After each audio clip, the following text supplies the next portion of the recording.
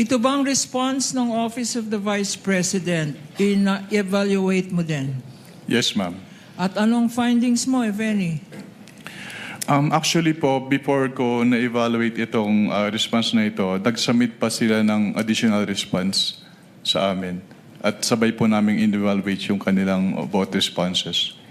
So, dalawang response. Yes, ma'am. At ano ang findings mo sa dalawang response na to? Sa response po kasi nila, they attached the documentary evidence of payments. So nagkaroon po kami ng finding about the various payment of rewards made based on the submitted documentary evidence of payments na naka-attach dun sa response nila in the form of acknowledgement receipts. So based on the acknowledgement receipts na sinamit po, nagkaroon sila ng payment of rewards in cash, in medicine, and in various goods. At lahat po nung kanilang payment of rewards ay walang naka-attach na any document supporting the success of the information gathering activity or surveillance activity on account of the information given by the informer. And also po, nagkaroon din sila ng various purchases based on the documentary evidence of payments. Meron po silang yung kanilang binili na medicines and various goods which were given as rewards. Yung kanilang binili na supplies, yung binili nila na tables and chairs and desktop printers and computers. Pero yung supporting document lang po nun ay acknowledgement receipt instead of official receipts or sales invoices. And also, with respect to the payment po ng tables and chairs and desktop printers and computers, hindi po nila in-indicate if those purchases were really intended for the confidential operations of the OVP. Sa joint circular na sinabi mong guidelines para sa liquidation report ng Office of the Vice President, bakit sinasabi mo na walang supporting documents itong tables and chairs na binili, itong desktop, itong medicines, itong supplies? Ano ang kailangan mo na supporting document? Actually, since it was ang involved po ay purchases, then those purchases should have been supported with sales invoices and official receipts instead of the acknowledgement receipts lang po.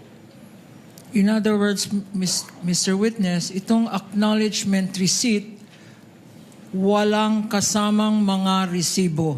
Yes, ma'am. Wala po silang inattached na resibo. Hindi ba confidential yan kung saan drugstore ka bumili ng medicine? Hindi naman po siguro confidential pag kung ang pagbibilhan mo ay mga drugstore. Kasi ang confidential po mismo ay yung paggagamitan, hindi yung pagbibilhan. Magkaibang bagay po kasi yun. Yung mga grocery na binilhan ng mga sari-saring groceries at supplies, hindi ba confidential dapat ang mga pangalan ng grocery na yan? Hindi naman po kailangan maging confidential yung pangalan ng mga groceries. Katulad nga po ng sinabi ko, ang confidential ay yung paggagamitan, hindi yung pagbibilhan. At magkaibang bagay po kasi yun.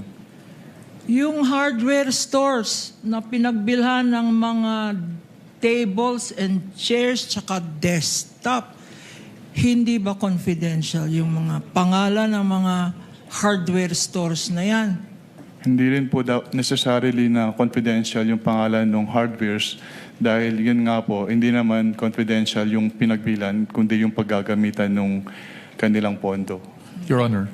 At this juncture, Your Honor, may we With the permission of manifest? counsel for the panel of prosecutors. Yes, what is the pressure of Your the Honor, counsel may for we move to strike out the responses of the witness to those questions as he's not competent and qualified to answer, especially since he is not pointing to any provision of the JC as to his opinion on whether confidential o hindi ang mga pangalan ng mga drugstores, ang mga pangalan ng mga sari-sari stores, Your Honors. I think that is beyond his competence, Your Honor, as an auditor.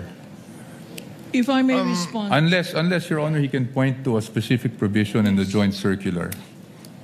Your Honor, Counsel please. for the panel for prosecutors, Attorney Kapunan may respond before the Your chair Honor, makes a ruling. please, Your Honor. First of all, they're asked and answered. Counsel should have timely objected when being asked. 3 times he was asked. Secondly, Your Honor, I don't think it is accurate to say that this has no basis because earlier, pinaghirapan po namin pakita yung mga particular provisions ng Joint Circular 2015 para i-point out ano-ano ang mga pwedeng gamitan ng confidential funds at ano-ano ang pwedeng paggamit or bawal na paggamit ng confidential funds. And this witness, Your Honor, based on the circular, did say that whatever activity that is must be related to the physical and financial plans submitted by the Office of the Vice President and or the DepEd. For instance, tables and chairs, what particular surveillance activity or operation or terrorist surveillance are tables and chairs and desktops and medicines and supplies related to? The payment of rewards, Your Honor. Again, this witness cited the particular provision of the joint circular that says the payment of reward should not stop there.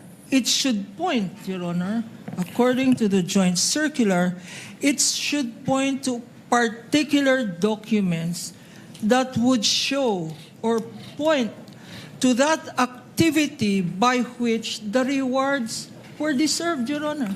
So Chair it's will make very a clear ruling. in the circular, Your Honor. Chair will make a ruling. Asked and answered is correctly pointed out by counsel for the panel of prosecutors. Aside from that, the witness is competent to testify as to how he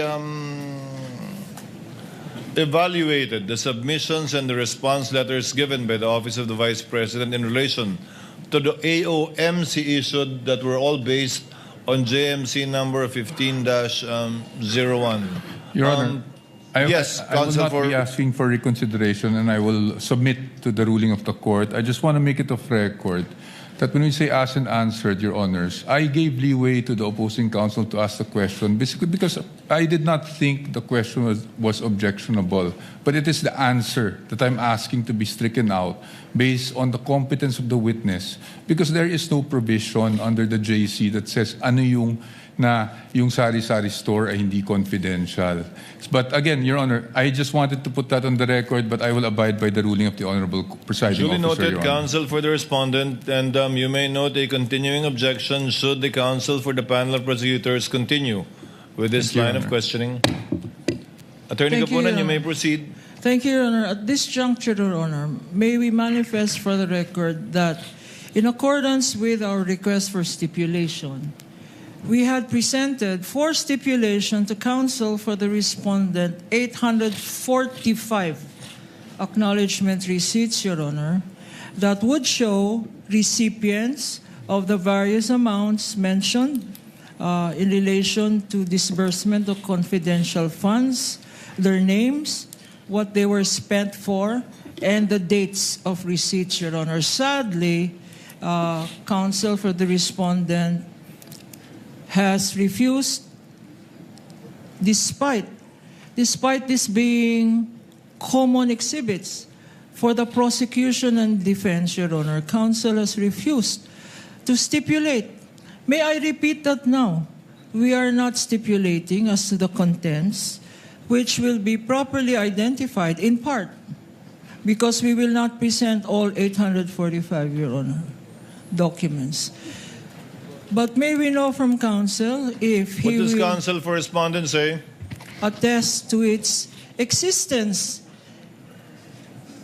and that these were documents they themselves, Your Honor, submitted to the COA ICFAO by way of their liquidation. These are their very own documents by way of liquidation to the confidential funds, which were allotted and spent by the Office of the Vice President and the DepEd. But for the meantime, for the Office of the Vice President, Your Honor, these Attorney po. very same documents are what they submitted to the COA ICFAO, Your Honor. Attorney po. Your Honor, I beg the indulgence of the Honorable Court as well as the distinguished opposing counsel, but we really cannot stipulate on these matters precisely because the insinuation that this was the very documents that the OVP and DepEd submitted to COA is very much in question, Your Honors, because we can easily raise the issue and chain of custody. I'm not saying we will, but that is always on the table. And precisely, Your Honors, although they are labeled as common exhibits, we marked them separately, Your Honor. We did not have markings on the same documents, Your Honor. And that is our position. But again, I beg the indulgence and the patience, Your Honor, of the distinguished opposing counsel and the Honorable Court. Ito bang response